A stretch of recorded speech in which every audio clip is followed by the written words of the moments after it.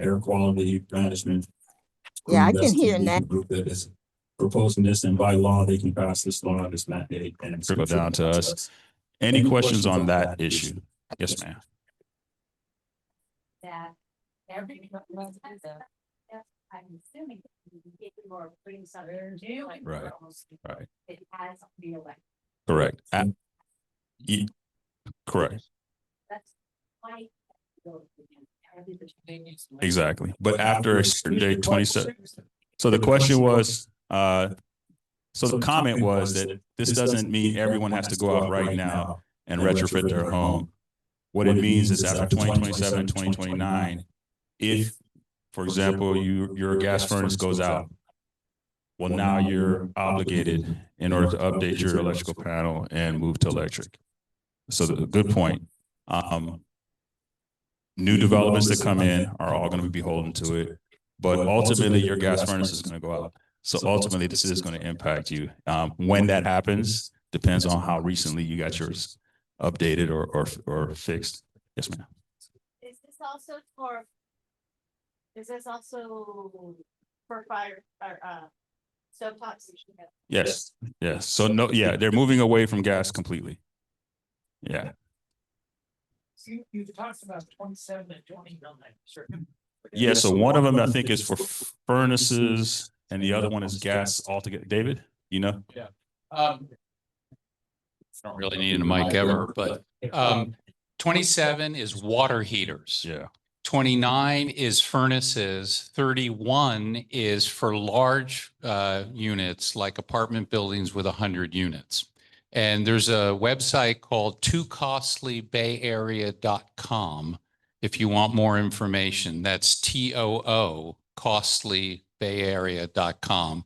And there's a group of people that are working very hard to convince enough people of the 24 members of the Bay Area Air Quality Management District, of only 4 of which are from Santa Clara County, to revisit this issue for a number of reasons, because it's going to have a huge impact in at least 2031 on affordable housing projects that do not have the money to do these retrofits. And so when their water heater goes out, they'll either close the building or the tenants won't have hot water.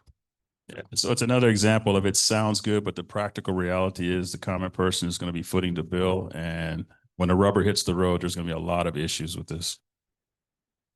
George.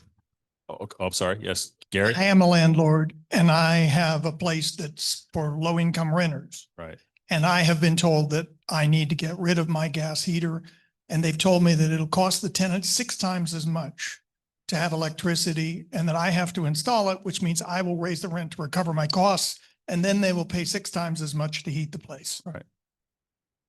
That's the negative consequences that I was referring to, especially for small business owners. Ultimately, that's what you are when you're a landlord, and who ends up footing the bill? The landlord has to pass this through, and these become less profitable business endeavors. So you have less folks involved in this.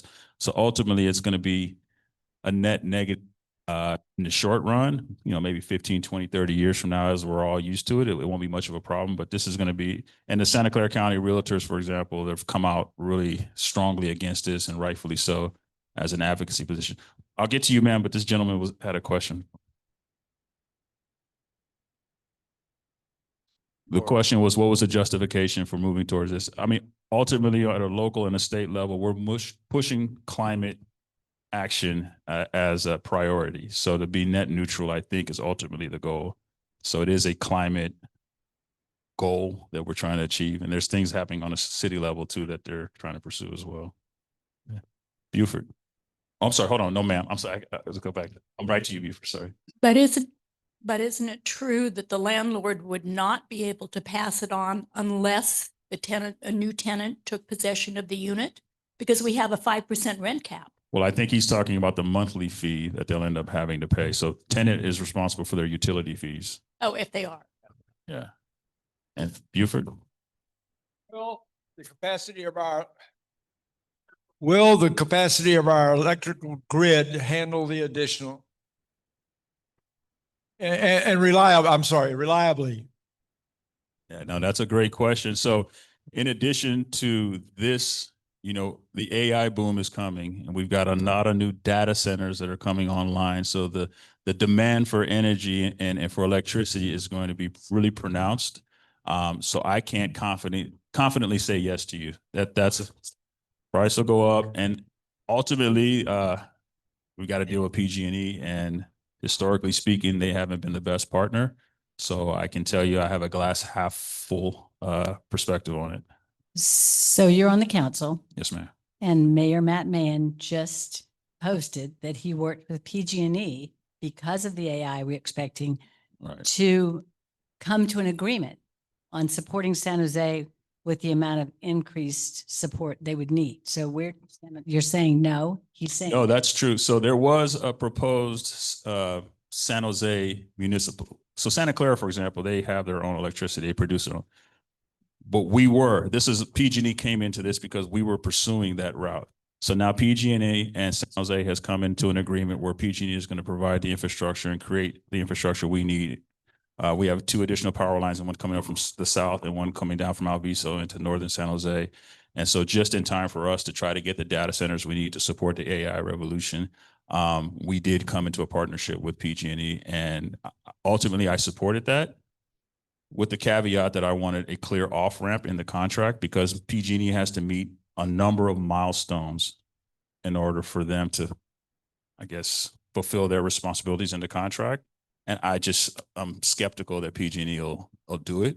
And so we have those off-roads, those off-ramps in the contract. Ultimately, if they don't fulfill it, we can go back to pursuing our own municipal power. With those off-roads in the contract from that, does that factor in any kind of accountability or support from CPUC or any other issues, and the impact of the federal government? As you know, they just overturned some of our climate, or every one of our climate issues on this point. Do you think that will play in as well? I don't know. So is the honest answer to that. I don't know. Yeah, that's it's hard to tell. We don't know how long we're going to be dealing with the shortfalls in terms of the federal government and the policy direction that we're dealing with at the moment. And it's going to take at least a year to a couple of years for this to get rolling and for us to see whether or not PG&E is hitting their milestones or not. So follow up.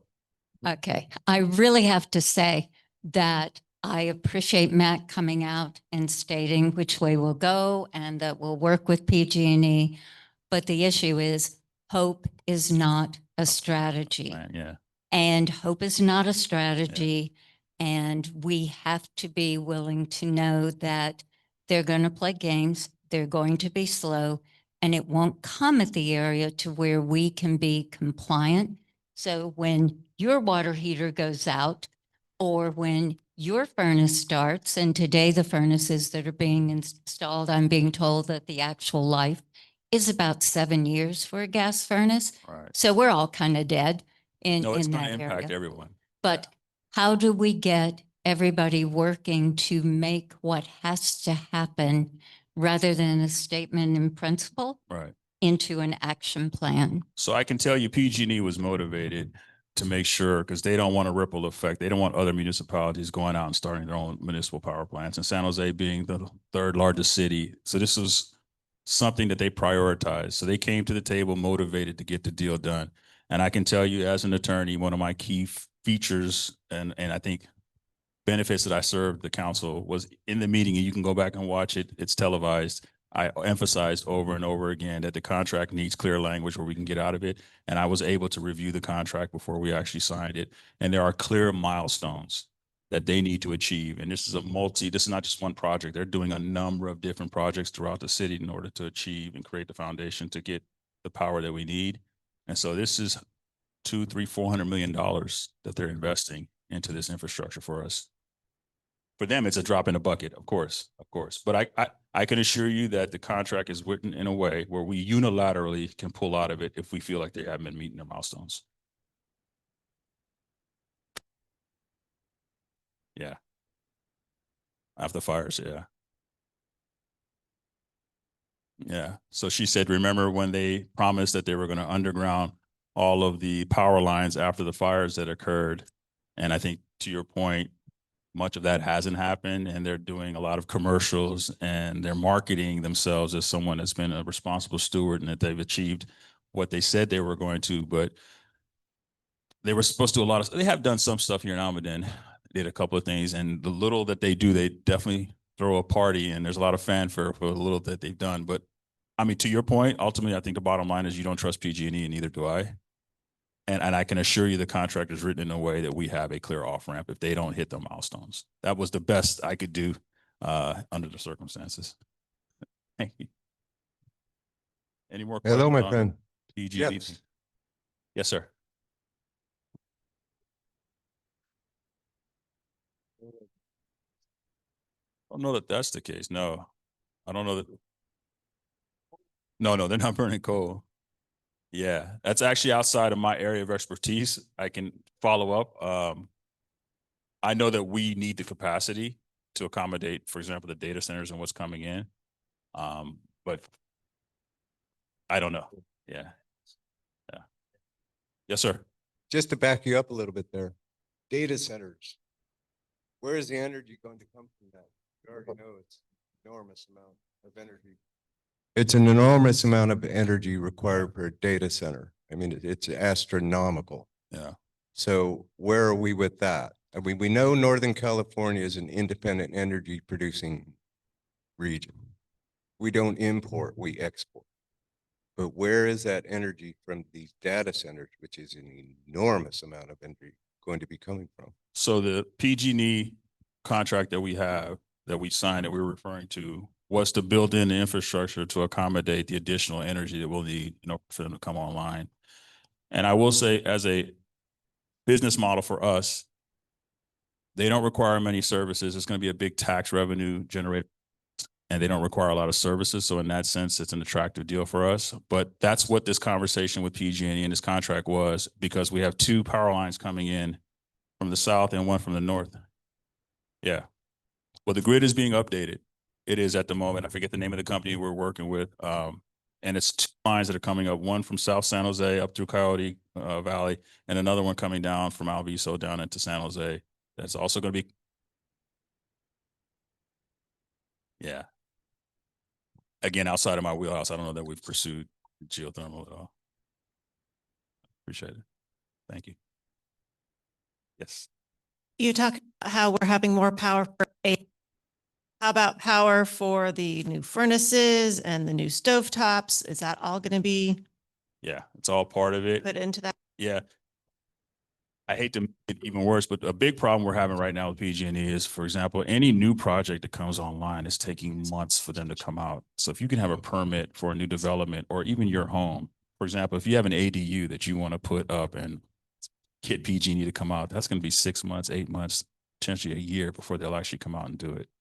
So there's no rosy immediate situation or in the near future, but at some point we're hoping to come up out of this.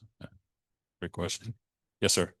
Hi, George. The Almaden Research Center, IBM is going to be closed. Do you know what the plans are? Is that going to be a data center, or? I worked for IBM for 40 years, so Okay. I don't even know. Yeah, no, Jane we had this conversation a week or 2 ago. So it's my understanding that it's for sale.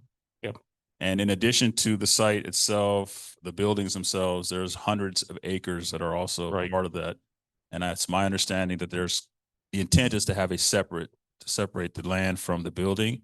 But I have no news in terms of whether or not someone's actually bid on it and what type of response they're getting from the market. So IBM is selling it, ultimately, is the deal. Yeah. Yeah. Okay. So you don't know. But I don't know if for how much. I don't know if it's a popular site. I think Jane had a great idea to have a incubator of some sort there that the city would come in, but the city doesn't have the money. No, it's a beautiful facility. They did a lot of leading edge technology up there. Right. I was part of it, luckily, Yeah. but I was just curious. So you had a great commute, huh? Yeah, I did. I really did. It was great. Thank you. Yeah, pleasure. See, that's the guy you got to talk to about the post office. Our intrepid Congressman Jimmy Panetta is here. He'll field that one. Any other questions for? Oh, yes, ma'am. Okay. Right.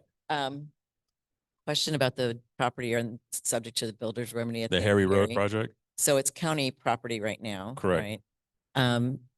Will the city annex that at some point for property value income or? Well, I don't know. And historically, that has been the case. But that conversation generally happens early on, and there's an understanding that the city will annex it. These builders remedy projects are a bit different. It's created a contentious relationship between the developer and the municipalities. So and again, well, I have not again, it's outside our urban growth boundary.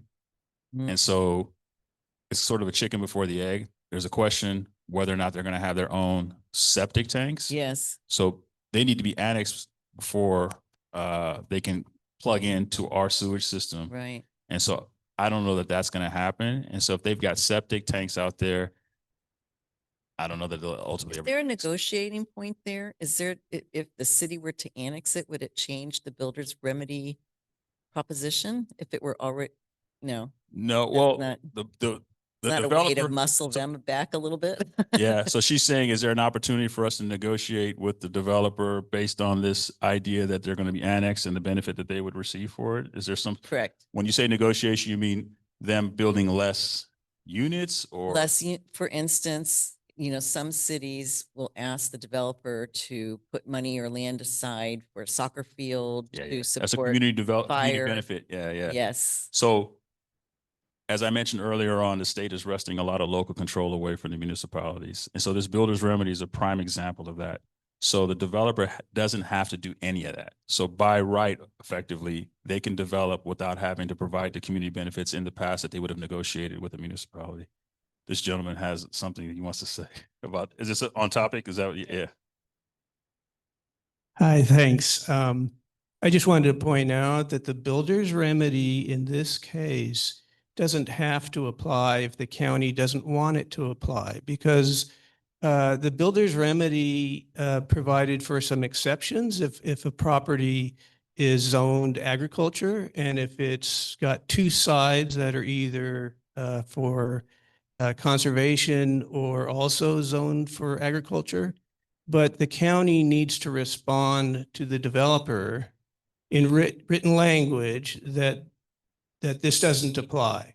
And as far as I know, so far, the county has not done that. But if you're interested, pressure on the county could be made to say, hey, tell them the builder's remedy doesn't apply. I think the county is a little concerned that they don't want to be sued and stuff. And also, even if the builder gets, his plans through, some hurdles because of the builder's remedy, it doesn't necessarily mean that the county has to let them build it. That's my understanding anyway. I hate to disagree with you. Okay. So it's my understanding that the builder's remedy is meant to be punitive against municipalities that don't turn in their housing element. And so the local zoning ordinances or rules don't apply. It eliminates any of the zoning requirements. Yeah. In the Harry Road case, because the property is zoned agriculture and on two sides it's agriculture, the builder's remedy law, whatever it was, makes an exception for that the builder's remedy doesn't have to apply if the county will write it in written language to the developer. So I'm thinking. And there are also other exceptions where they say that the builder's remedy doesn't apply. But in this case, this large property south of Harry Road, that would. I hope you're right. That would be a saving grace, Jane. Margaret Abe Koga. Yeah. Yeah, and you vote. After the vote. Yeah, she made a good point. It's going to be after the vote. Ultimately, regardless of whether or not this gentleman, I hope you're right, there is going to be an EIR process, which is a CEQA process, which is environmental basically, any elected official has to have an informed decision of all the negative impacts or potential environmental impacts. This EIR document is where you can voice your concerns, and none is too small, none is too big. It's the only way that ultimately, after the EIR process, you can litigate this potentially. So unless you bring up a complaint or an issue in the EIR, you can't ultimately retroactively litigate it. So if you have concerns about this project, get it into the EIR document. Yes. It is. That's. Yeah. But she said, I thought EIR wasn't required. SEEK was still part of the builder's remedy process.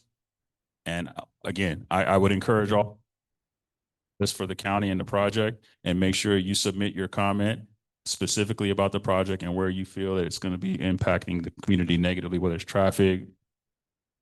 Yeah, I would tell you to do it tonight, tomorrow, reach out. You can just send your email in to whoever the planner is that's responsible for the project, and tell them you want to include that comment in the EIR.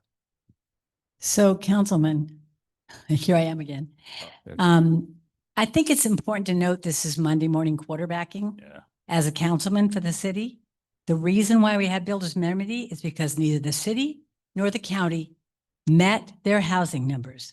No, We it's don't have enough houses in California, and what we tend to do as citizens is complain when something's in our backyard, but we don't proactively try to encourage building in a state that is sorely in need of more housing. right. But it's actually Now we have builder's remedy. Yeah, so more specifically, it wasn't that we didn't build enough housing. Every general plan has a housing element, and it was the responsibility of every municipality every 8 years to update their housing element to accommodate whatever the state said you needed to do in terms of building housing. For example, San Jose is supposed to build 62,000 units over that 8-year period. So the municipality has to identify space within its borders to accommodate that. So that document, if you don't turn that document in on time and it's not certified, the moment it's late, the day after it's late, you can apply for a builder's remedy project. Right. So I feel like I want to hold the city accountable. Well, no, In this case, the county, no, but the yeah. county was even worse. So the city was roughly a year late. I think the county was the last one in the state to turn theirs in. I think they were 2 years plus late in turning their housing element in. So that window, that entire window, 2.5 years roughly, was an opportunity for one to file a builder's remedy project. And I don't want to add more angst to this, but there's roughly 1,400 units that have been proposed for builder's remedy projects in the Morgan Hill area. So this back road has often been used as a cut through for folks. So you can imagine when there's 1,400 units in Morgan Hill, in addition to the units that are being proposed here on our side, the negative impact in terms of traffic that's going to have on us if everyone goes through and builds the units that they're shooting for. Any other? I think there was one in the back. We have two questions from the Zoom. The parking, one listener noticed that the fence at the parking lot on Almaden and Camden has been changed. Is there any plans or new plans for that space? Not that I'm aware of. There have been a number of things proposed there. It's my understanding that's a VTA site. For years, folks, I'm sure you guys are aware of this. Almaden is not viewed in the best light in the rest of this. They've built a EIH or some sort of affordable housing project or a homeless shelter on that site for years. And it's to give Almaden, so Almaden to eat his medicine, is what's been said to me over the years, but nothing's been proposed. I can't think of anything that's been proposed. It just may have been maintenance wise. They built it up, but I'm unaware of anything happening there.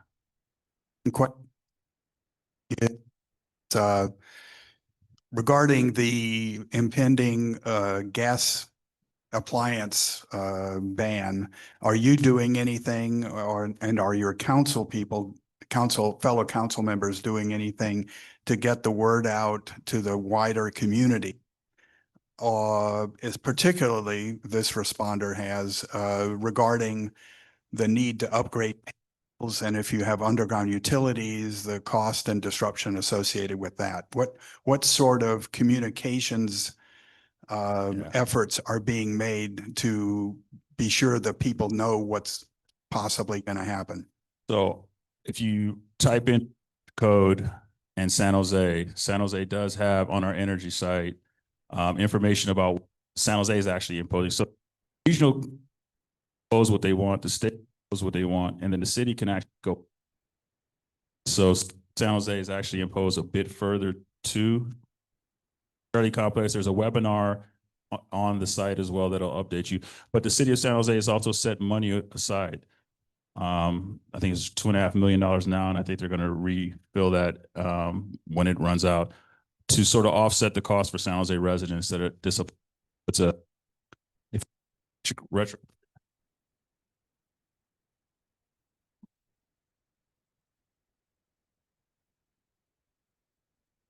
So San Jose is getting the word out. I don't know if you haven't heard about it, but the REACH code is San Jose's version of this. And we do have money set aside for folks that they can apply if this applies to them. So whether you have the gas pumps or the big things that are coming out right now, whether you have an AC unit or a furnace, they want you to upgrade to the gas pump. And then the electrification, you know, forget the terminology that's used so that you can plug your EV in or what you need to do to your panel. So that's roughly $2,000 to $3,000 to do that. And there is a grant available in San Jose to offset those costs for you. So I would look up REACH code San Jose. There's a webinar and all sorts of information available there. Is that all? Right on. Thank you. Thank you. Thank you very much. Thank you for being here, council member. We appreciate that very much. Thank you for all for engaging. So now, here to introduce our guest speaker for the evening is Jane Fromer from our program team. Thank you. Thank you, George, for fielding all those questions. We have an unusual confluence of access to our various levels of government this month and next month. Tonight being city and federal, and next month being county. So apportion your questions and your concerns for each of those three organizations and direct them appropriately. So tonight, Representative Jimmy Panetta is with us. He's arrived. I'll give you a brief bio on him, and then I'll turn the mic over to him because he'll be presenting to you, and then I'm sure you've all come with questions, particularly about the post office. Jimmy, that's a heads up for you. Yes. Jimmy Panetta was born in Washington, D.C., the son of former Defense Secretary Leon Panetta. He was raised on California's Central Coast. His education started at Monterey Peninsula College and then segued to a bachelor's in international relations from UC Davis and a law degree from Santa Clara University. He served in the military as an intelligence officer in the U.S. Navy Reserve for 8 years, serving in Afghanistan in 2007 and receiving a Bronze Star. His career started as a deputy district attorney in Alameda County and then segued to the Monterey County. His congressional career started in 2016 with election to Congress, then California's 20th district. It's now been redrawn as the 19th district in 2023. That's us. The 19th district covers Southeast San Jose and large portions of the Central Coast, including Monterey, Santa Cruz, and Paso Robles. Panetta is currently serving his 5th term in the U.S. House of Representatives. He holds the role of Chief Deputy Whip in the 119th Congress. He is on the House committees on Ways and Means, Budget, and Armed Services. Don't know how you do that all, but okay, you're going to tell us. Among his focus areas are affordable housing, immigration reform, healthcare access, environmental conservation, agriculture, gun violence prevention, veterans benefits, and a fairer tax code. Representative.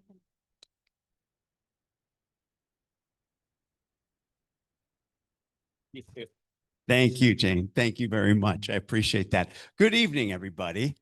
Hey, good. It's nice to be here, and thank you for this opportunity. Let me also give a shout out to Councilman Casey. I thought I had it tough in Congress. Holy moly, some of those issues you were dealing with. Thank you for doing that. Thank you for your service. Thank you for willing to be a public servant, especially in this time. Let me also take this time to thank all of you for being here. It definitely says a lot about the Almaden Valley community that so many people would come out on a Monday evening to basically do what is necessary, not just in this community, but in our democracy, and to get engaged, be engaged, and to stay engaged especially now. Obviously, when you turn on the TV and you see what's going on in Congress, you would rather be here at a community event. I understand that. It's not easy, it's tough, but public service is tough. And that is what I've continued to do throughout my time as a U.S. representative. As you heard, I represent the 19th Congressional District. This is my 5th term in Congress. I started back in 2017 with the 20th Congressional District, but after redistricting, they made it the 19th. And they sort of, my district went from looking like this, very compact and made some sense, to then kind of basically digging into it and making it look like this, and that it goes all the way from the most northern point is Lake Cunningham, Calabunga, I guess it's called now, Raging Waters when I was growing up. Then south through, they'll give you the neighborhoods in South San Jose that it goes through. Evergreen, Silver Creek, Edenvale, Santa Teresa, Blossom Valley, Almaden Valley, Coyote Valley. Then up and over the hill into Santa Cruz, all of Santa Cruz except Watsonville, that got gerrymandered out. Then down the Monterey County coastline all the way to Cambria in northern San Luis Obispo County. You hit that, and then you take a hard turn east, and your district goes all the way out to the border with Kern County, if you can believe that. Yeah, with the Atascadero being the most southern district. That was the Independent Redistricting Commission that decided to do that. That being said, ladies and gentlemen, you live in one of the most beautiful congressional districts in the nation. We have a lot of beauty. We have a tremendous amount of bounty. Today, I visited a semiconductor chip factory here in South San Jose. As I say it, we got semiconductor chips and we got cow chips in our district, as you've heard me say. It is an amazing district that I'm very, very proud and honored and absolutely humbled to represent because of its diversity, because of its dynamism, because of its geography, because of how many interests there are in the 19th Congressional District, politically as well. But it's also a district in which what I've realized in the last 2 years and 7 months, 2 weeks that I've been in this position is that the people of this congressional district want results. They want their members to show up, to speak up, and to step up when it's to making sure that they serve them in an appropriate manner. And that's what I feel I've done as the 19th Congressional District. And the way I do that in this position, I call it through 3 legs of the stool.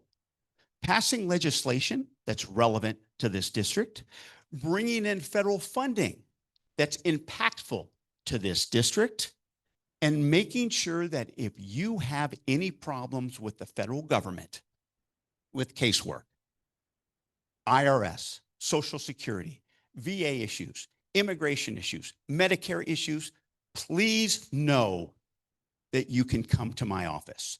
You can reach out to my offices. I'm probably one of the few congressional members that has 4 district offices.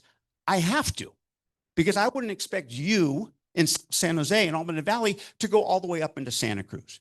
And I wouldn't expect vice versa. I wouldn't expect Monterey to go to Santa Cruz and vice versa. I wouldn't expect people in Paso Robles to go up to Monterey for service. So I have district offices in all 4 areas, including right here at 841 Blossom Hill Road, where I have Alyssa Garcia Marquez. Where are you, Alyssa? Is she stepped out. She runs that office with Alice Yu, who we just hired, and Emmanuel Garcia as my district director as well. Thank you. And they do, I believe, an amazing job making sure not only do we answer the phones, we respond to you and we serve you. My job is to make government work for you. I cannot stress that enough. Now, in regards to that, one of the things that we have purview over, obviously, is the post office and the awful tragedy that happened with the person who drove the vehicle into the post office and what's happening. It's really too bad. But obviously, when it comes to post offices, you call me.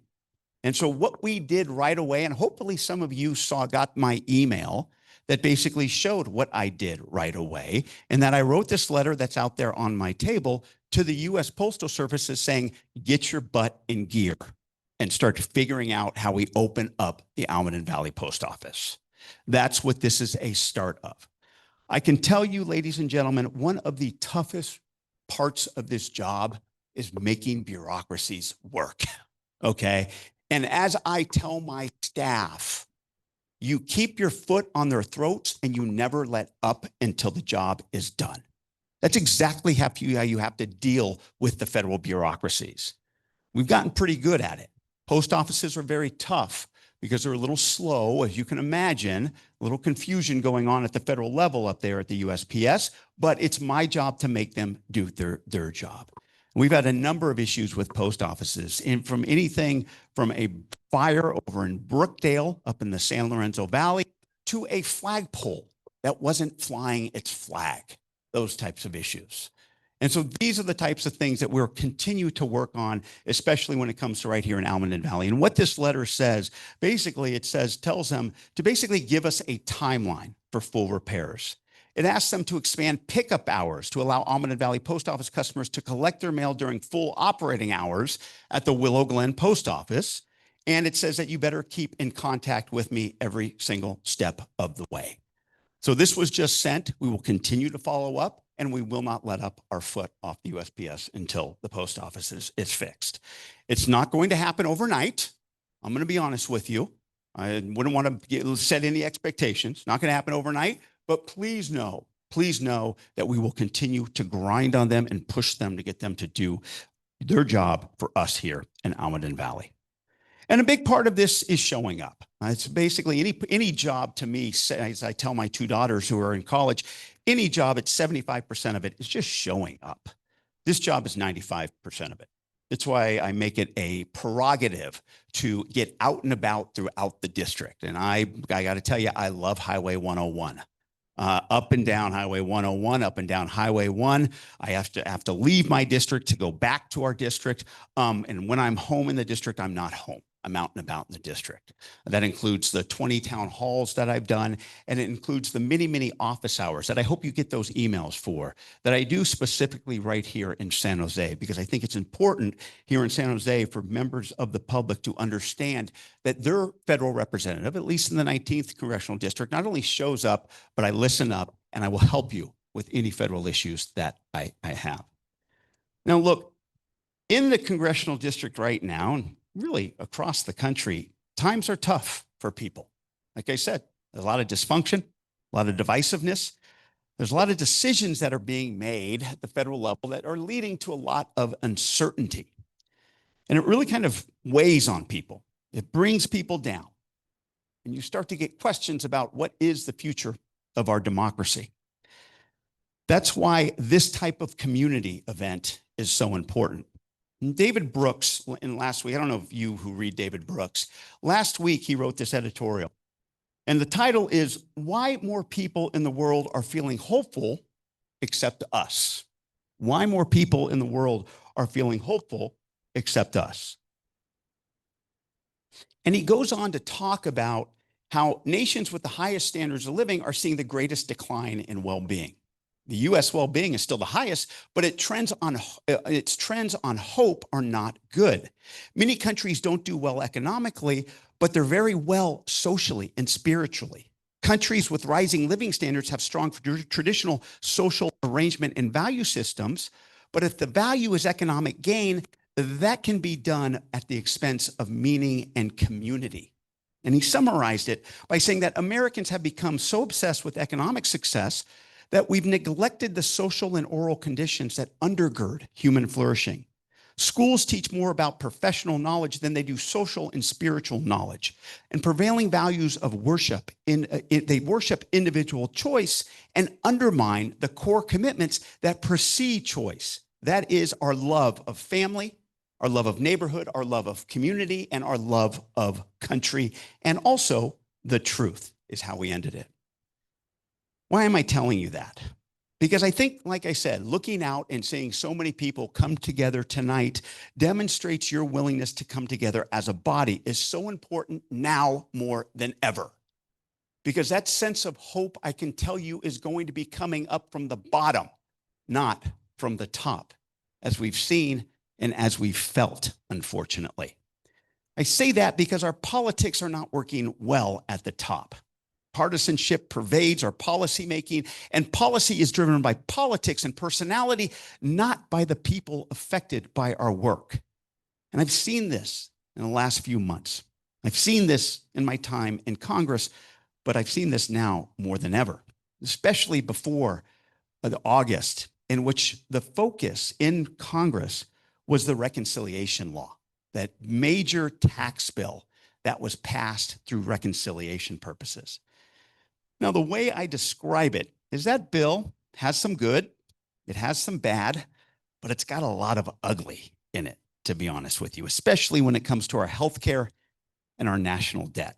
And the summary of that bill, if I can, it gives tax breaks, especially for billionaires, of $4 trillion in extensions of the 2017 Tax Cuts and Jobs Act. To pay for it, they cut benefits for working families, including up to $1 trillion in Medicaid and SNAP nutrition programs. They terminated clean energy incentives, especially for solar, wind, and electric vehicles. They add $150 billion for the administration's deportation policies. It raised the debt limit by $5 trillion, and over 10 years, it will add $3.8 trillion to our national debt. Now, one of the reasons why I voted against it, ladies and gentlemen, is because reconciliation was a purely partisan process.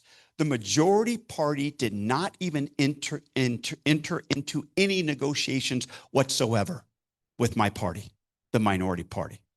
None at all. None at all.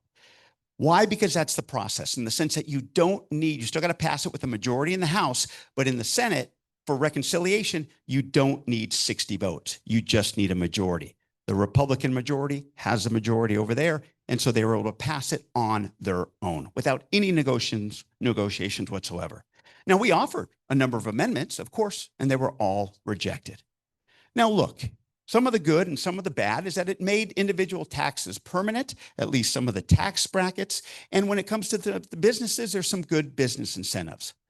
But to sum it up, the reconciliation bill has tax provisions that are geared towards the top, and that someone making $1 million will get over $100,000 in tax breaks a year. That's $250 a day.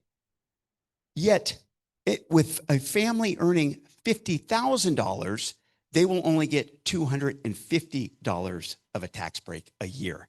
That's 68 cents a day. Some of the ugly really, though, comes down to healthcare, unfortunately, in that it limits federal contributions to state Medicaid programs. It restricts state-directed payments for Medicaid and the Affordable Care Act, and it mandates work and reporting requirements for Medicaid. Now, look, as you can tell based on my background, I'm not afraid of work. I think work does bring dignity. Absolutely. There's nothing wrong with that. But this is not about work. This is about the burdens that lead people to get kicked off of Medicaid. There's a reason why the federal Medicaid program does not have work or reporting requirements. And states have tried this: Arkansas, Georgia, Michigan, and they all did not work, or they cost an exorbitant amount to administer the program that keeps track of that. And the majority's vision was of these 20 or 30-year-old males playing video games in their mom's basement. They never talked, though, about the disabled, the 2/3 of seniors who are on Medicaid, who are in nursing homes, and the 1 in 10 veterans that are on Medicaid.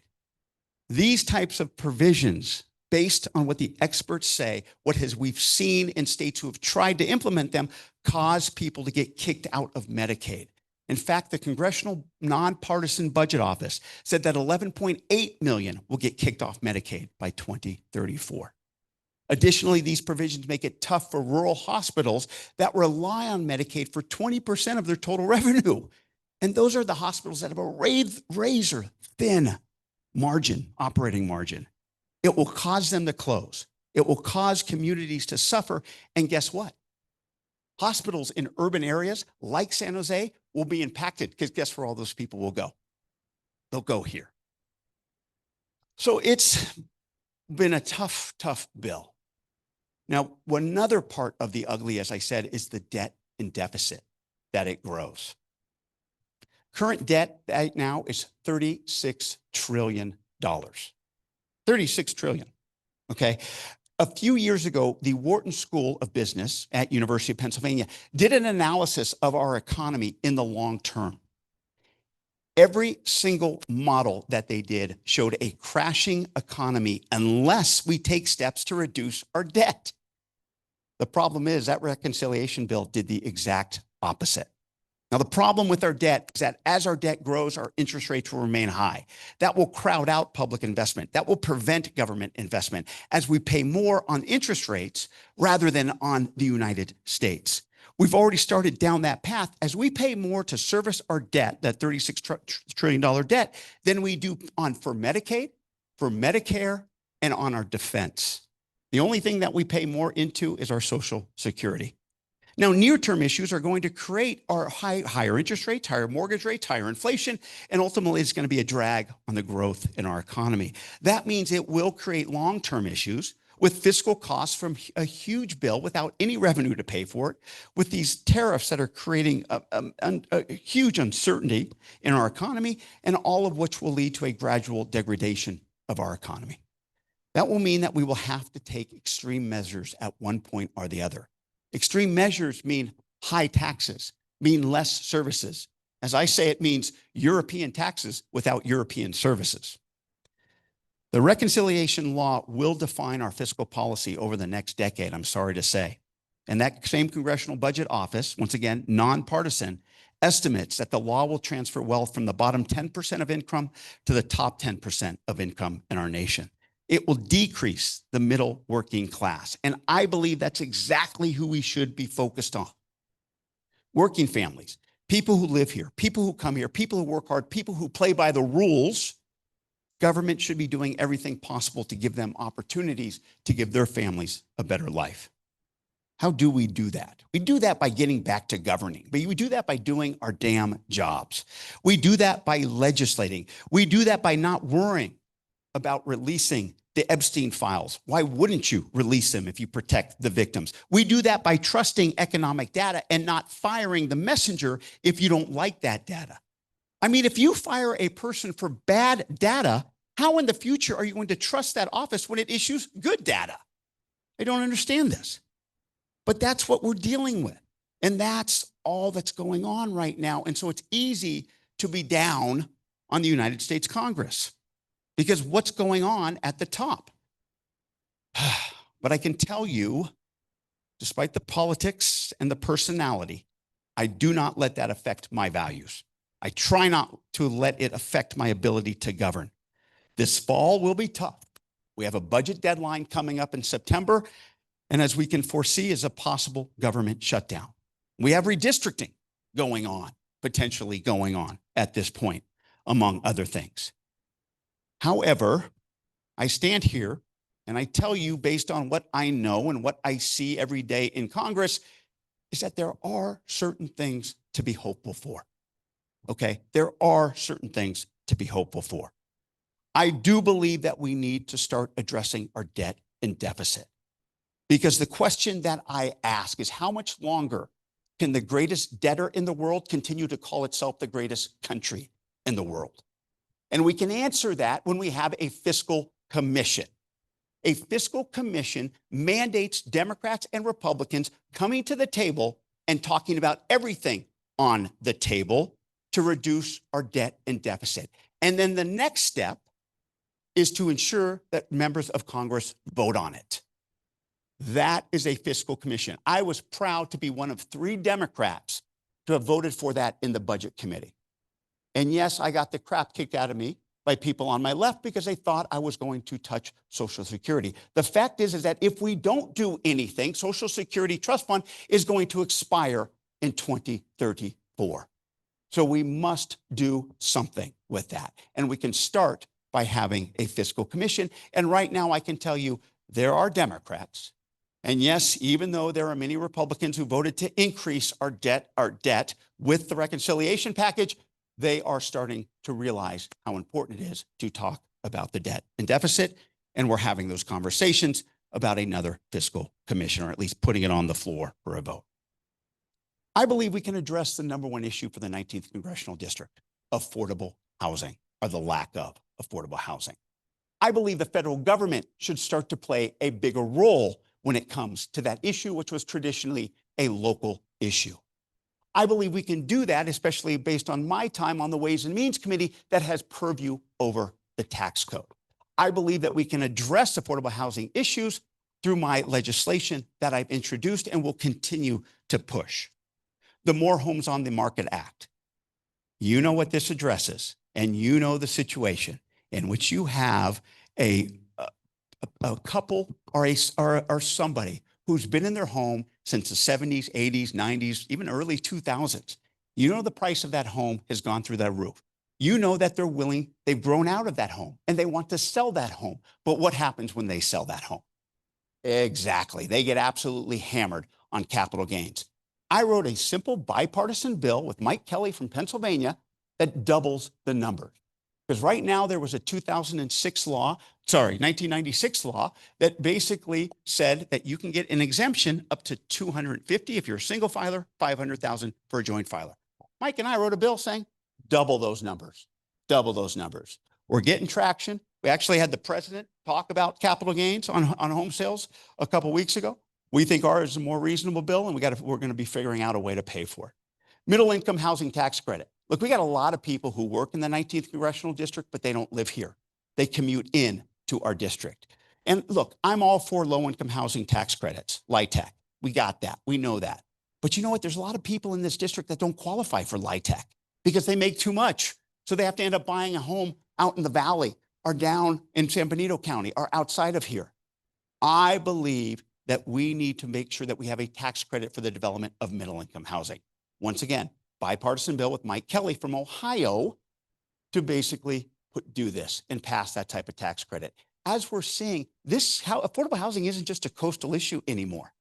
Affordable housing is an American issue. It's really affecting all parts of the country, as I'm seeing with the people that I'm working with. And then I think we have a first-time homebuyers tax credit, something that my wife and I took advantage of back in 2003 when we bought our first house, based on that $10,000 tax credit from the federal government that you got when you did that. I wrote a bill to bring it back and make it $15,000. These are simple steps. These are simple steps that I'm going to continue to be pushing for in the United States Congress, especially on the Ways and Means Committee. Permitting reform. Obviously, we're saying about it for housing, but we also have to have it for infrastructure, for transmission lines. If we want to do anything on clean energy, we have to make sure that we have permitting reform. We do a great job passing laws in Congress. We do a horrible job implementing laws in Congress. I'm proud to be a part of the largest investment in human history to reduce our carbon output in the second worst named bill, the Inflation Reduction Act, okay? Because that made sure that we incentivized the pivot to clean energy. But what we realized is that we couldn't implement it because we didn't have the infrastructure to do that. Part of the reason is because of the weight that it takes for permitting reform. There's permitting reform that we're talking about right now, and I think that's something we can address going forward. Medicare reimbursement rates. Oh my goodness. Talk about doctors who are, you think we live in the most beautiful congressional district. You would think doctors would be clamoring to live here. Well, they come here, they serve for about a year, and then they get the heck out of here because they can't afford it. A big part of that is Medicare doesn't reimburse them properly. And basically, it hasn't kept up with inflation. I wrote a bipartisan bill with Greg Murphy from North Carolina to basically make it keep up with 50% of inflation and offset the 2% cut in Medicaid that is planned right now. And yes, immigration reform. Immigration reform is something we can do, okay? Look, the border has gone down. The president needs to declare that a victory. That will give political cover for Republicans to then start to have meaningful conversations on immigration reform, at least in the public, because we're having those conversations right now.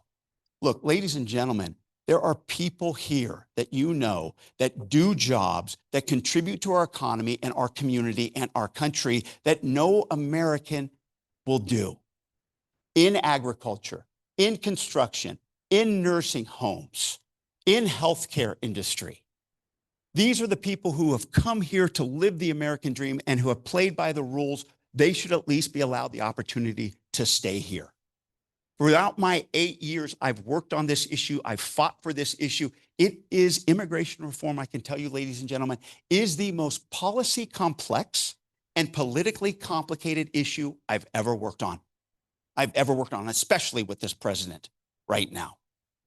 I do believe that you are seeing, though, a tide. Once the numbers have been dropping at the border, you're starting to see more Republicans willing to take a stand forward and actually do it. I believe if we can get around Stephen Miller in the White House, I think we can do this. But I firmly believe he's the problem. He's the problem. I really do. And the president has to stand up to him. The president has to do what's right on immigration reform, because there are members in Congress on both sides of the aisle that are. Trade. Article 1, Section 8, Clause 3 gives a constitutionally enumerated power to Congress over foreign commerce. For decades, however, Congress has granted vast trade discretion to presidents, mainly for political purposes. Congress didn't want to make the tough choices, so they let the president do it. Pretty weak, if you ask me. We need to start standing up to this administration and start taking back our authority under the Constitution when it comes to trade.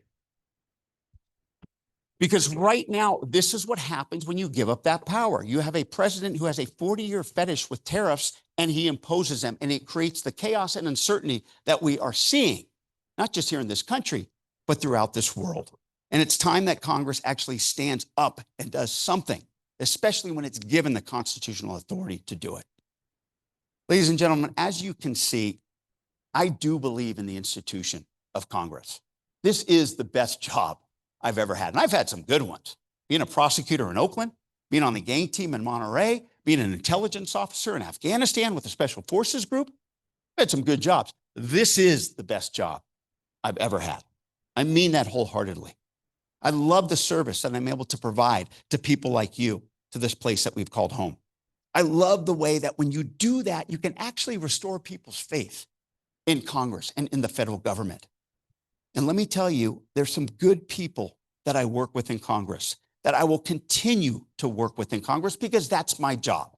As I have always said, I will work with anybody who helps me further and fight for the values of the people of the 19th Congressional District. But I also will fight anybody who threatens those values of the people of the 19th Congressional District. Now, look, a number of people just want me to yell and scream, okay? They want me to get arrested. They want me to do anything and everything. And look, I get it, because emotions are so very, very high right now. But what I've seen, especially from my constituents throughout the 19th Congressional District, not just in one town, but throughout the very diverse 19th Congressional District, ethnically and politically, is that people want results. They want people to govern. They want to live their lives and know that when needed, they can rely on the federal government. That's why I've won elections. That's why I'm the #1 performing Democrat in California. That means I've had more Democrats and Republicans vote for me in this district than any other Democratic district in California. It's getting tough, though. Getting tough, no doubt. I couldn't believe, I'll be honest with you, I couldn't believe Vice President Harris said the reason she's not running for governor is because the system's broken. We need people when the system's broken. We need people now more than ever that are willing to lean in to the broken system. Because that's what we do in this country. We have to constantly remind ourselves at times. I get the narcotic of nostalgia. I get that we like to look back and think of the good times. Trust me, I have kids. When I look at them now, all I see is the good things.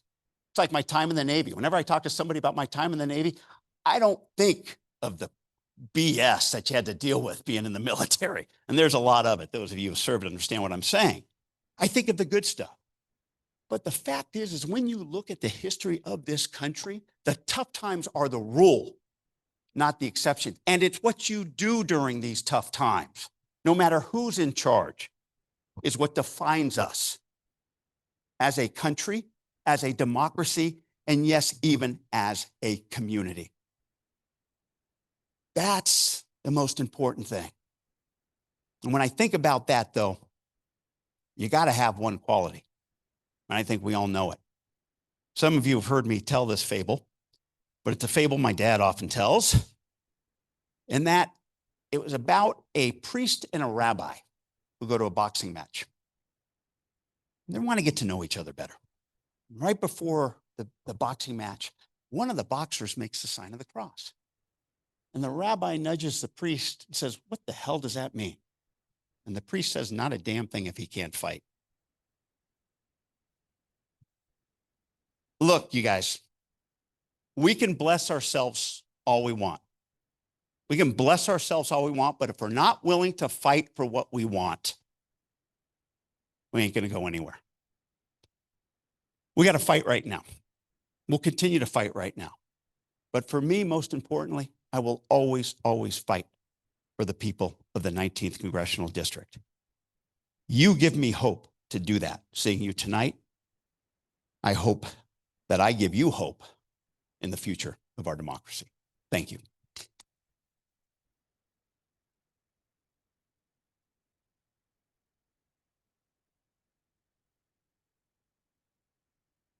Yes, ma'am. All right. So if you have any questions, if you'll let us raise your hand so that we can pass the numbers out. I see we have number 1 already. If we can get a microphone to number 1 here, and then you'll pass them out the numbers. Thank you all for cooperation.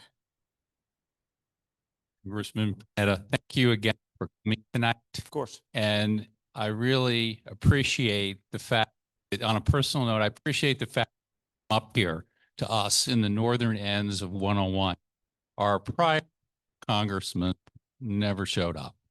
On a really personal note, I'd like to give a shout out to your staffer in room 200, Darcy, who did a fantastic job with my wife and I when we were in Washington, D.C. in June, getting us hooked up with a private tour by your intern, Max, of the Capitol. Yeah. So anyone here who goes to Washington, D.C. should definitely talk with Congressman Panetta's office about getting a fantastic private tour of the Capitol and tickets to get into both the House and Senate chambers. And it was a really fantastic experience for me. So thank you for that. Absolutely. And my one question, the one I always ask you every time you see me, is SMRs. TVA in Tennessee is starting the first one. Has there been any movement in Congress about SMRs, small modular nuclear reactors? Yes, exactly. Thank you. Yeah. My issue. Yeah, no, absolutely. Absolutely. And I appreciate your expertise on this issue. I think this is an important issue. I can't say, just to answer your question first and foremost, I can't say there's been any movement. However, there's a lot of discussion on small modular nuclear reactors that are safe, that are portable, and that are very, very powerful. I say that not just from the energy folks. I say that from the clean energy folks. I say that because we know that if we're going to make the transition to clean energy, first and foremost, one of the cleanest forms of energy is nuclear power, but also it's going to be needed as we go forward to other forms of energy. Now, look, I'm very disappointed, extremely disappointed that the one big beautiful bill, the worst named bill in Congress, the OBBB, basically gets rid of tax credits for solar and wind. And those of you who want an electric vehicle, that starts in September, that tax credit, federal tax credit, is done. And trust me, I see more Teslas in Almaden Valley than any other place in the district. You're lucky you bought them already. But that gets rid of it. So I just think that we need to be continuing to have these types of discussions on not just nuclear, but geothermal. I think it has to be an all of the above discussion, and that includes wind and thermal and other clean forms of energy, and also ways in which we can transition to that too. So I think it's very, very important that you continue to bring that up. I appreciate that. And I can tell you, based on people like you who have brought it up to their members of Congress, they're definitely thinking about that's a way to the future when it comes to clean energy.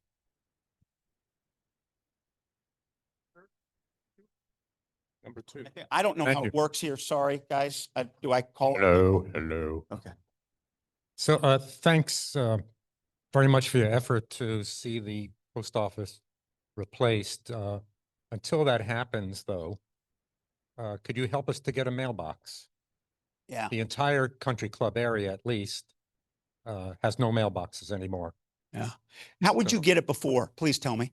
How the mailbox was at the post office, and after the fire, whatever, they took the mailbox away. Yeah. Interesting. And that's just, you're just talking about a simple drop box? That's right. Really? There are none in this entire area. The answer is I will definitely look into this. This is something that's part of my letter sent. There has to be a temporary remedy for people like you to at least drop mail off. We're not I even mean, talking. they could put it at the community center. Exactly. They could put it Yeah. at the shopping center. Are there any other drop boxes throughout Almaden Valley? Well, they're pretty far away. What I would like, sir, is I'd like Country for, Inn? maybe we're figuring this out through this hearing. But sir, what I would ask is Emmanuel is going to come over to you and get your information. We will call you and then drill down on that issue where the Dropbox was. Try to find areas if there's other Dropbox that might help. And if not, we'll push on the USPS to have another Dropbox if that's okay. Great. Okay. Right. So here's my information. Let me get your information as well.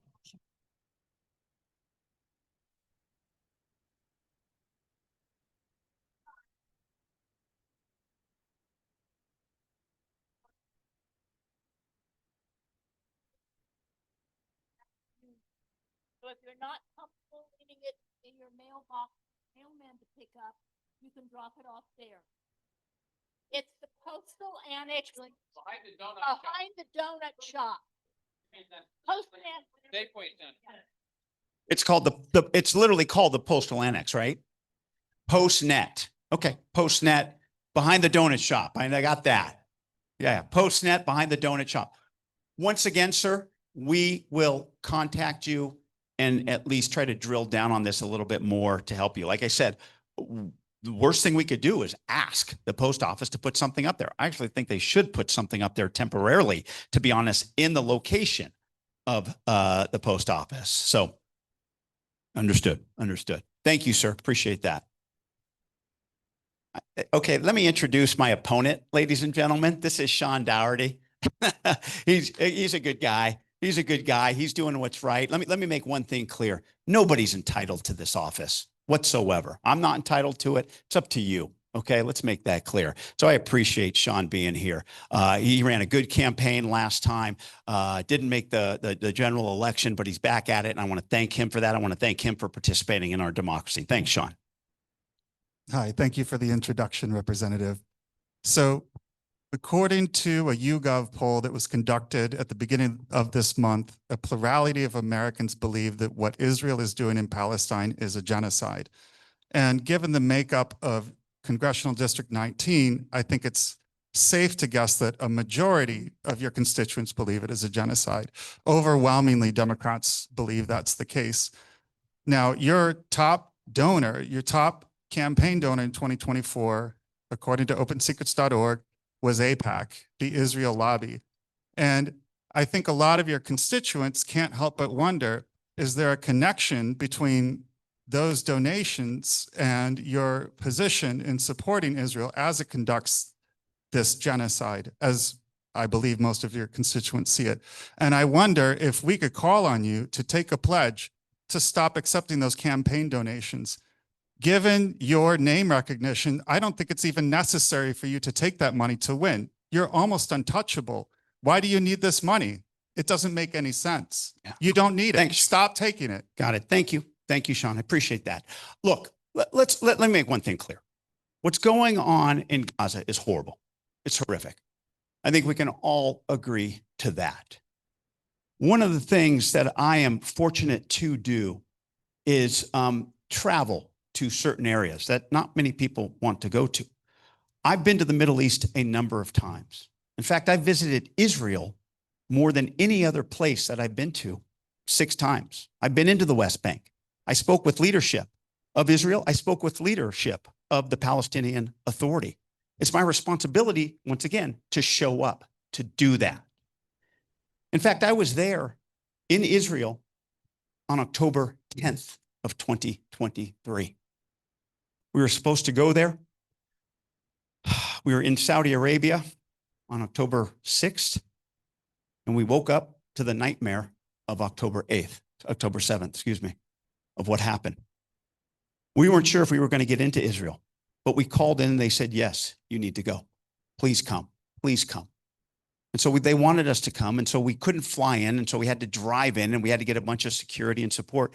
And we went in and we spoke with leadership and we spoke with I'll never forget, victims' families, a victim, a daughter whose father had been kidnapped during the atrocities of October 7th. And I'll never forget her not worrying about him being alive, but worrying about him having his heart medication. She knew that he was still alive. She just wanted to make sure that he could survive. And so there were certain impressions that were on me based on my travels to the Middle East that I still carry with me that I think are very, very important. And I believe that Israel has to continue to defend itself, but it's got to a point where this war must end. This war must end. I firmly believe that. Now, there have been a number of negotiations that fortunately the United States has continued to lead on.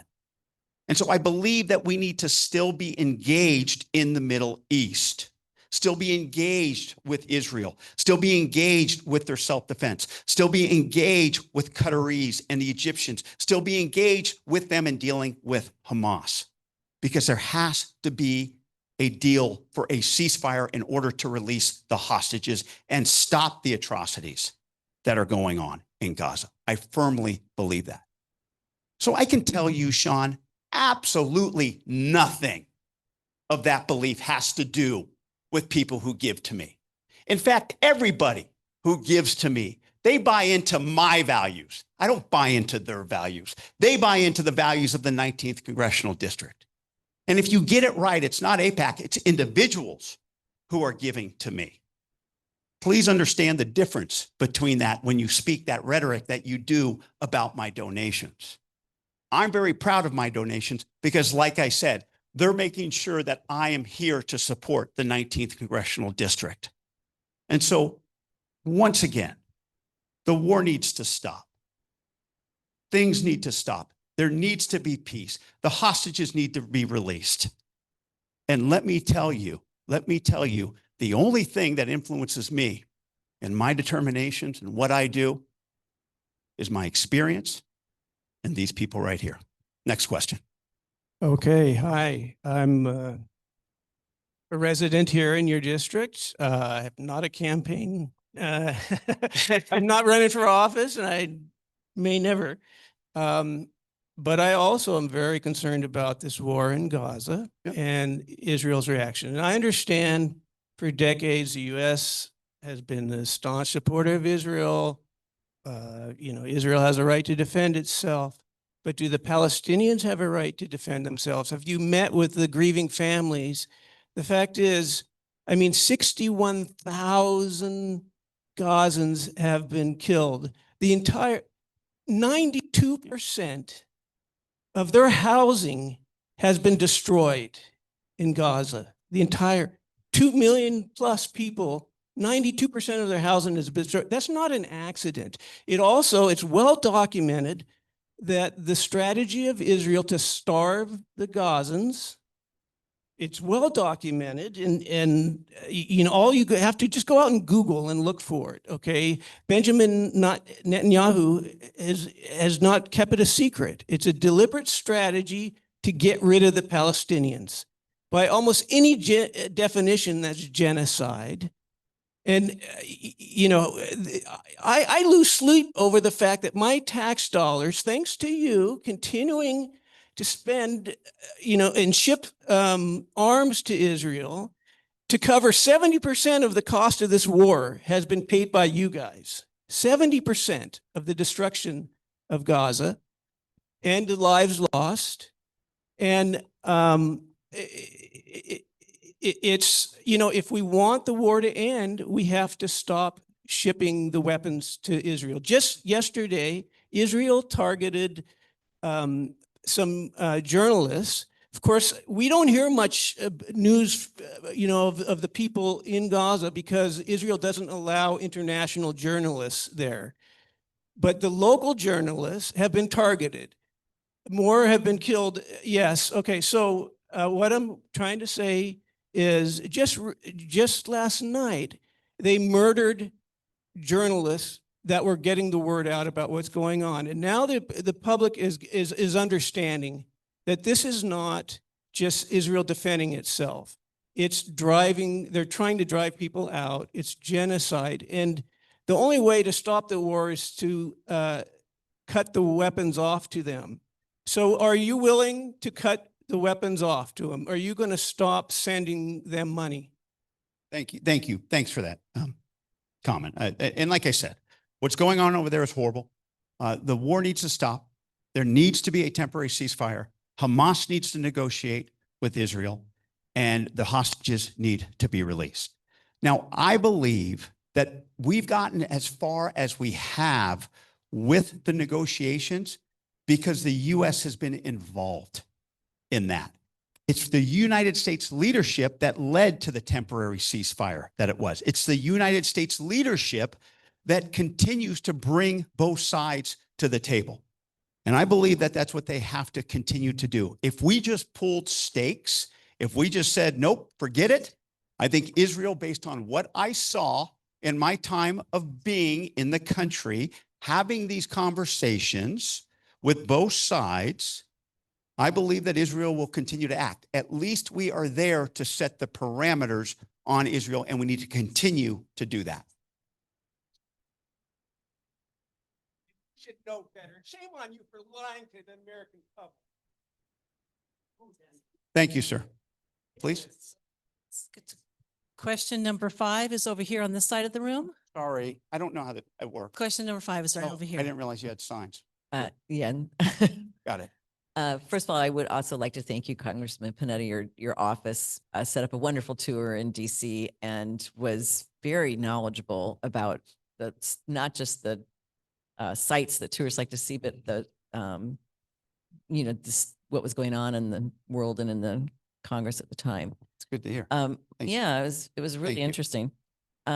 My question, though, and my concern is I feel like Congress is just ceded so much power to the executive branch that it's starting to feel like it's a ceded job. Like there's the co-equal branches of government are not working. And specifically, I'm kind of wondering what your position is on the gerrymandering war. It's my understanding if we engage, we, the Democrats, that eventually the Republicans will win that war. So I'm just curious what your position is on that. You've really kind of set up my answer because right now we understand that we're supposed to have a system of checks and balances. And there's a reason why Congress is Article 1 of the Constitution, because our founding fathers knew it should be the people and the representatives on the ground that should have the most power. But unfortunately, you have this majority in Congress with Speaker Johnson that's clearly just absolutely abrogated all of our authority, absolutely been obsequious to this president in giving up our authority. It shames me to say that. It shames me to stand in front of you as a member of that institution that I still and will continue to revere and work in and believe in. And that's why we continue to push the majority to stand up to this executive branch on many of the issues that I talked about and will continue to. When people ask me, when I'm throughout the 19th Congressional District, no matter where I am, what can we do? What can we do? There's going to be something they can do coming up here. And that is with this redistricting. Now, right now, Donald Trump has basically pressured the Texas Republican legislature to redistrict in the middle of the time that they were supposed to. He basically sees that he can get 5 congressional seats, therefore win the midterm elections in 2026, and therefore not have to deal with a Democratic-led Congress by Hakeem Jeffries. And so he pushes and grinds this Texas government to have this redistricting. And they're going to do it, it appears. That's why the Democrats there in Texas have fled. That's why they're holding it up. I don't know how much longer that's going to be. But that's also why you then have Governor Newsom and the state legislature about to put forward a redistricting plan that is not going to be determined by the legislature. It's going to be determined by all of you.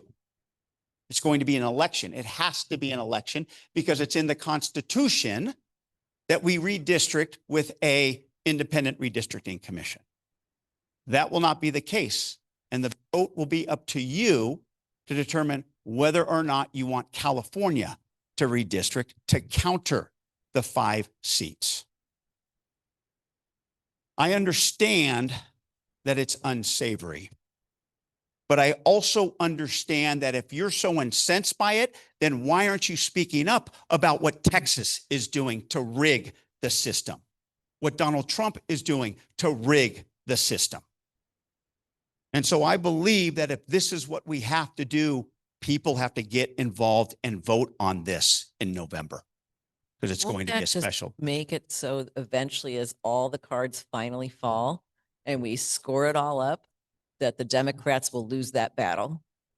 I mean, you represent some red just area. In your district. Absolutely. Trust me. I know a lot of other if it people were don't know. flipped, they would be basically getting rid of you. I mean, fortunately, you're in a Democratic state, but if you were in Texas, you'd be sunk. Let me tell you, I'm going to do everything I can to make sure the 19th district stays intact. Everything I can. I love this district. This is a good district. Like I said, it's diversity, it's beauty, it's bounty. I'm just honored to be here. And I'm going to do everything I can to make sure it stays the same. So trust me on that. But like I said, it's gotten to a point, unfortunately, where we can't let the executive branch override Article 1. We can't let the executive branch rig the system.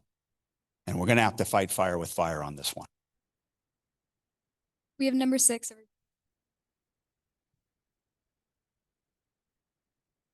Thank you. Thank you, Congressman Panetta. I'd like to thank you for coming.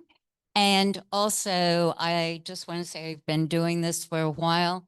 I did many visits and many calls on the Hill with your dad, Leon Panetta, from that advocating on behalf of a lot of tech companies. Yes, ma'am. It was many times a tough sell at this point because it was around products that are important in this valley and other areas than that. But I felt like we were treated fairly and he listened and we moved forward. But we moved forward by partnering with both industry, understanding the technology, and at some points understanding how to make that safe, that it would not be used against us. So one of the things that I wanted to ask about, you serve on 3 very powerful committees. Can I just digress real quick? I'm not on the Armed Services Committee. That pains me to say that, but unfortunately I didn't get a waiver. I'm on the Ways and Means Committee, which is a quote unquote A committee, and you're not supposed to be on other committees if you're on that committee. Right. I was able to get a waiver last term because we have just as many members as the Republican, or just very close, about 3 less.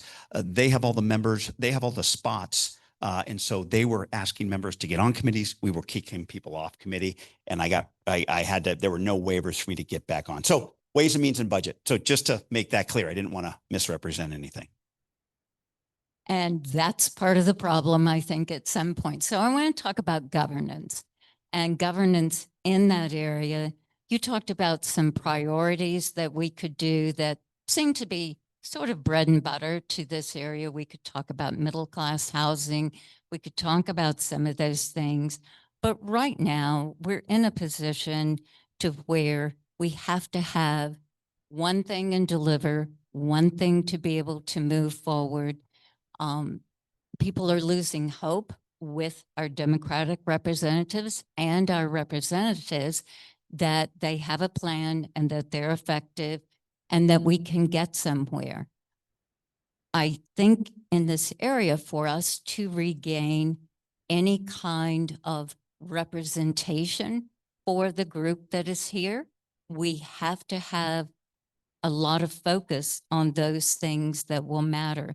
So we talked about the data centers and the need for utilities and power and area in that. We've talked about the leadership, but we also have things like standards for AI. We have things in the area where we've talked about immigration reform. You've talked about some of these permitting reform. Which one of those things would you focus your time on and partner with us to advocate for the constituents in this room? Some of them are very important. We can't stop what is going on without immigration reform. We haven't had immigration reform in the US for more years than I can remember. 1986. Yeah. Look, that's not going to be up to me. It's going to be up to you. I mean, I've given you my list of what I'm focused on.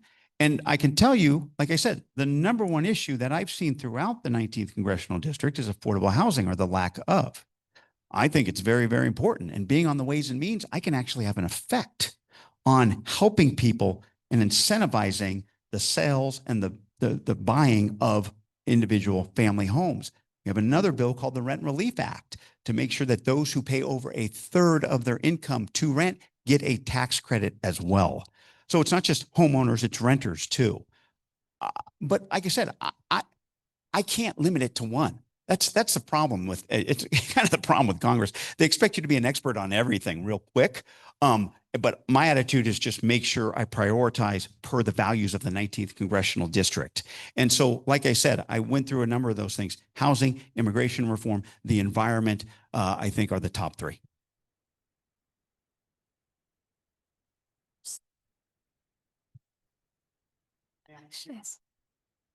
We have 7. I don't know. I mean, I'd love to call on you, but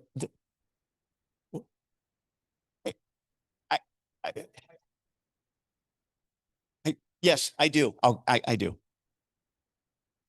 Hi, thank you so much for bringing up the significance of the authority and accountability of Congress.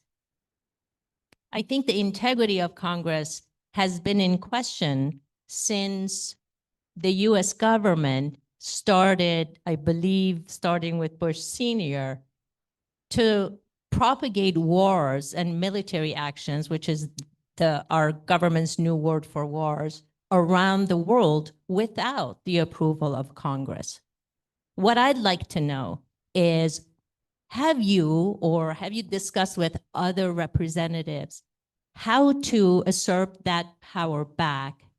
And why is the war industrial complex and defense contractors are allowed to urge our government to get into war, including shipping weapons and bombs to many countries for decades? And why isn't Congress taking their responsibility seriously in representing what your constituents demand, which is every bomb is robbing the US citizens and residents of necessities and needs that are being unmet, have gone unmet for decades? Free education, free healthcare, national healthcare. 25 out of the top 26 richest countries on the planet have a national form of healthcare. We do not, the #1 richest country. It's shameful that our representatives either do not want or don't have the capability to defend their constituents and do what they need to address our needs. This goes far beyond an important post office. That's important too, but really the health and well-being of our communities are a question here. So would you be able to push for that as you have for other bills and legislation? Great. Thank you, ma'am. I appreciate that comment. I think a big sign of the push that we did was on the reconciliation bill. The pushback to basically let the people of this district know, and what I did in, I'd say most of my town halls that I've done, is basically letting them know how destructive that bill was to our health care, how destructive it was to our education by reducing some student loans, how destructive it was to our nutrition programs as it makes significant cuts to the SNAP program and school lunch program. Unfortunately, we're in the minority right now. So please know that just because it didn't happen, and I'm sorry that you weren't attuned to what I was doing, but please trust me in that I was doing everything I can to make sure that bill failed. Unfortunately, it comes down to the numbers. And unfortunately, right now, we're in the minority. That's why 2026, I believe, is very, very important for people to vote in. I have to be careful as this is in an official format, to vote in to ensure that there are members of Congress. There is a majority that's willing to not just push back, but actually pass meaningful legislation to show our authority. That is what I've been doing in Congress in basically this time, especially this term, and that we've had legislation, we've had investigation, we've making sure that there's litigation, there's communication, and ultimately, ma'am, it's going to be about mobilization. When it comes to asserting our power over the War Powers Act, please know that once again, Article 1 gives the power to enact war to Congress. Article 2 gives the president, the executive branch, emergency powers based on certain qualifications that are met. Immediately when the president bombed Iran, we then basically submitted legislation that takes back our power under the War Powers Authority. Unfortunately, that bill has not gone anywhere, once again, because we are in the minority. Again, making sure that there is a Congress, there is a legislative branch that actually has the will and the fortitude to stand up in the way to the executive branch. And the way we do that is making sure that we have the majority. Number 8. I don't know how this works, ma'am. Trust me, I want to call on you. I do, but they got these numbers, so just bear with me. Oh, give her it. Give her it. Don't worry, ma'am, please. Okay. Aye. Okay. Early in your comments, Be the last one. early in your comments, you made reference to the immigrants that have been in our country for long periods of time, and somewhat alluded to how they are being treated or not treated well. And I just want to read 2 sentences that I think are extremely impactful. Hold on one second. Terrible things are happening outside. Poor, helpless people are being dragged out of their homes. Families are torn apart. Men, women, and children are separated. Children come home from school to find that their parents have disappeared. Anne Frank, 1943. But that's not as sobering. And the second, prison without due process is a concentration camp. Thank you for that, ma'am. Absolutely. And I mean, we're dealing with an administration right now that has a deportation policy that at first was targeted. To felons. Yeah, to felons and gang members at first. But unfortunately, now it's basically a wide net, being in everybody and anybody.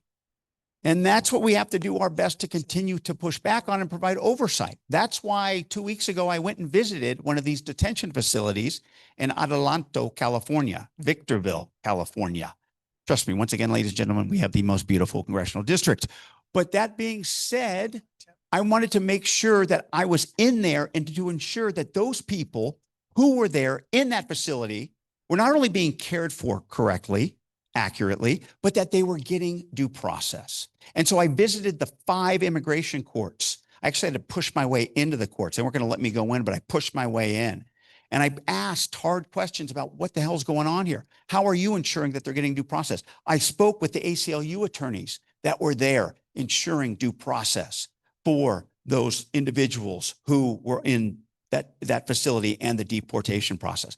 That's my job. Like I said, I show up, be it overseas or be it here in California at the largest detention facility we have, to make sure that people are getting due process. I believe it's going to take a lot more than me showing up at Adelanto. Okay. It's really going to take other members doing that same thing and getting in there and asking tough questions. It's going to, I visited the border or a detention facility 7 times in my Congress, in my congressional career. I've made sure to go to the border, to visit these facilities, because that's my responsibility. Because it gives me the evidence to make my argument. Look, for better or for worse, I was a prosecutor, as I said before, this position. But it allows me to make my argument based on the evidence. A lot of my colleagues just like to stand up and scream. Okay, we know that on both sides of the aisle. That's why I work so hard to get the evidence, because I base my arguments on the evidence, because I wanted to see what was going on and press these ICE officials and press these private prison managers that they were treating these people in detention with care and with due process. And that's my job, and I'll continue to do it. I think basically what I saw, especially in those courtrooms, was working. But look, that was just a small example of what was going on. What I saw is not indicative of the entire policy. What I saw in Adelanto, California, is not what's going on at the border in Texas in these temporary facilities or in Alligator, Alcatraz. So, you know, this is just, but like I said, I'll continue to show up. I plan on going to the border again, to making sure that they know that there are members of Congress who are going to hold them accountable. And I will continue to do that.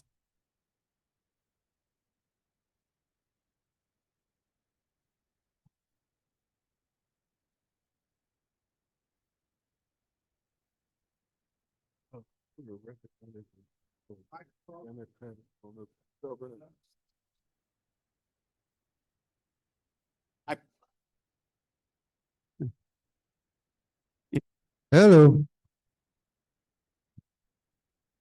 Thank you, ma'am. Ma'am, I will talk to you after. Hello. Please, sir. Yes.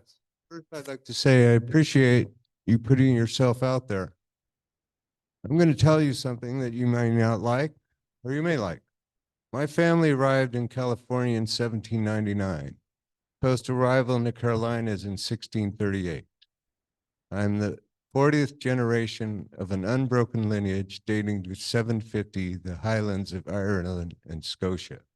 Now, if you want to talk about genocide, I suggest you go look at William of Orange. Now, with that said, we're all addressing an issue called the demographic bomb, which means there are not enough youth to take care of the elderly people. So while we're all arguing about this tit for tat and this isn't doing that, how are you addressing the demographic bomb? And just to get some clarification, sir. Demographic bomb is that we're out of skew. We've got an upside down. Yeah. We've got a whole top tier pyramid of an upside down pyramid of elderly people to take care of. And yes, I worked in the healthcare area as a registered nurse, as a licensed psychiatric technician. I know how these systems work. Okay. Okay. I've been working with Governor Brown starting in 2008 and with the CDFA, and I was down in your region in Paso Robles. Okay. And we are converting to an agro-technological paradigm shift. Okay. I appreciate that. And with that, all of that said, so far, all I've heard is people bitching and moaning about other places rather than what's going on here. Okay.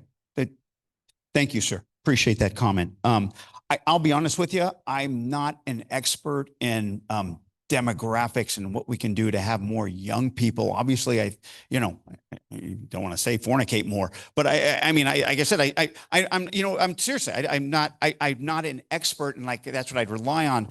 I'd love to get back to you with a more like professional answer, to be honest with you. But I also believe, like, I think the issue though, sir, and you talk about doing jobs to take care of people, If you look at some of these nursing homes and our care facilities, it's immigrants. It's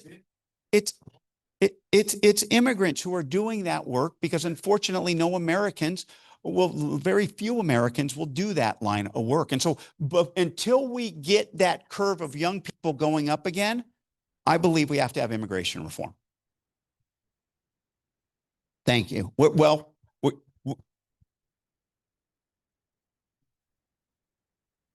Microphones, vocational agricultural live work programs in the true definition of the word asylum. Got it. And orphanage. Thank you, sir. To Thank you. reassimilate people. Understood. Thank you, sir. Appreciate that. Thank you for coming out. Yes, sir. It's been said that we lost the election because the Republicans had control of the narrative. And part of having control of the narrative is to continue the narrative for our side. And what I'm hearing a lot in Congress is people are saying we're giving a lot to the rich people, which is true, but it's hard to fit it all in a narrative unless you say what is the truth. At the end of World War II, 118 to 121% was the debt to GDP, which is the gross domestic product. That was the worst in history. You're speaking my Now, language. Yeah. what did we do? We paid it down steadily. That's right. We had the Korean War. We paid it down. That's right. We put men on the moon. We paid it down. We gave people food who needed food, and we paid it down. We got Medicaid and paid it down. We improved Medicare and paid it down. We have given people who don't have money to heat or cool their houses money and paid it down. Yes, the question is, when Reagan came in and gave the tax cuts, that paying down stopped. It started going up. Clinton was the only person that got a little bubble down. Then it went back up because of everything else that they did. And then Trump came in, and it's now, it got to 124% with no war. So how do we get this narrative? Simple. We did not spend our way into debt. We got into debt because we gave money to rich people who did not need it. We gave money that we did not have to the rich people that did not need it. And that's the question. How do we keep this narrative going? Thank you. Appreciate that. And like I said, I think your point is very, very poignant, but one a lot of people aren't making. Your point is why I talked about the debt and deficit tonight. Because if we don't do anything on it, I'm not going to say it's going to happen tomorrow, the next year or 5 years from now. But I'm telling you, it's going to be like a noose that's going to slowly surround us and before we know it, we won't be able to do anything. We have to do something. The narrative actually starts with the narrative. The problem is like I said, literally and figuratively, debt is a 4-letter word in Washington, D.C. Nobody has the political will to stand up and talk about it because it's much easier to talk about spending and cutting taxes. That's why I mentioned this fiscal commission to where, and I'm sorry to say this, it forces people to have to talk about it. Are you kidding me? This is something that we should be responsible in talking about it without a law saying we should do it. But if that's what it's going to be, if that's going to create the narrative, then that's what we need to do. It starts with a fiscal commission. I cannot stress that enough.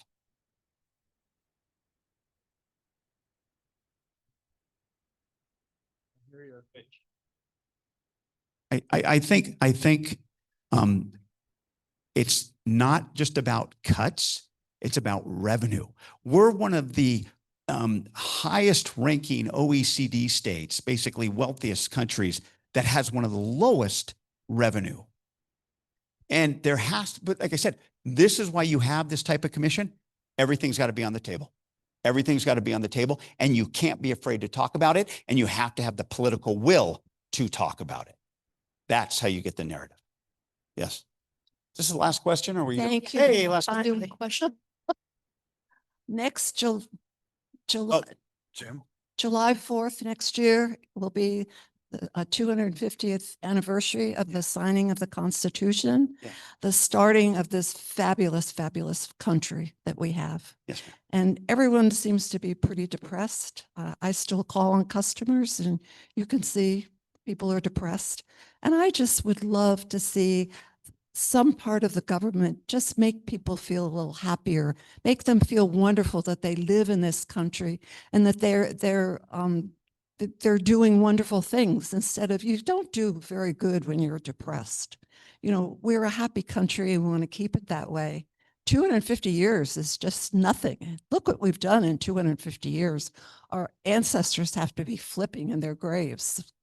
Mine are, they've been here from 1600 and 1630. So, I could go way back, but I just think that we need some happiness. I think it'll go a long way. Ma'am, look, I couldn't agree with you more, but you can't just be Pollyannish about everything that's going on. Absolutely, yeah. absolutely. But I ultimately believe that, basically we have to basically fight right now. And we have to make sure that when we do that, that our goal is to have this happiness. Look, don't get me wrong. I trust me, from my travels, I love going outside of this country, because I come back and with that realization, what a great country this is, despite our many, many, many problems. And so that being said, though, it really has to be, the thing that makes us great is the effort that we put towards this never-ending experiment called the American democracy. And that's what we have to realize. So my happiness comes from how hard I work to be a part of this democracy. And so, like I said, I have an obligation, especially as a federal representative, to continue my service, to do my work. That's what gives me happy. That's what makes me happy. Excuse me. And like I said, this here tonight, people coming out, asking me questions, some tough questions, getting on me. Fine, that's my job.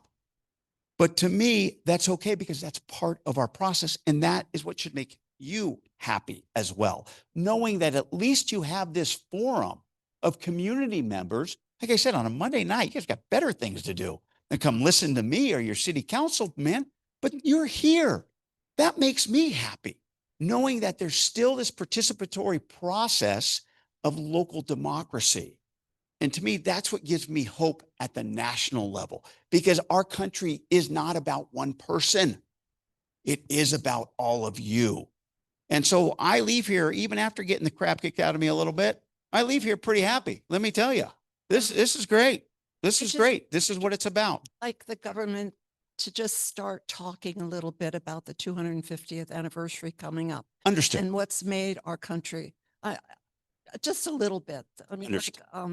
And we will. Obviously, we just had July 4th, but trust me, they are already talking about it in Washington, D.C., ma'am. And you're only going to hear more about that going forward. I haven't really heard too much about it, but that's great. They are. I They hope are. so. Thank you. Oh, yeah, you bet. Okay. Thank you. So Thanks for that comment. The last question of the night comes from a Zoom listener.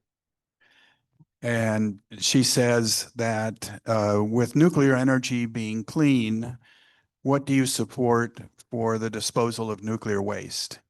Yeah, look, this is the thing with the small, where's my expert? He left. The small modular reactors actually, from what I've heard and what I've read, actually have limited amounts of waste. But this is an issue, obviously, with anything nuclear, has to be the safety and the disposal of that. It's one of the issues with Diablo Canyon. I mean, look, we know the reason why the governor turned on a lot of representatives who fought to close that down, because he understood that we need that nuclear power going forward. The problem with Diablo Canyon is not that it's on an earthquake fault. The problem is its waste is on an earthquake fault, and that's up there above it. That's the issue with it. With these small modular reactors, what I've heard, and a lot more research needs to be done, and a lot more reading needs to be done, including by me, is that the waste is limited in it, which makes it a little easier to swallow when it comes to these types of small nuclear reactors. Ladies and gentlemen, thank you very much.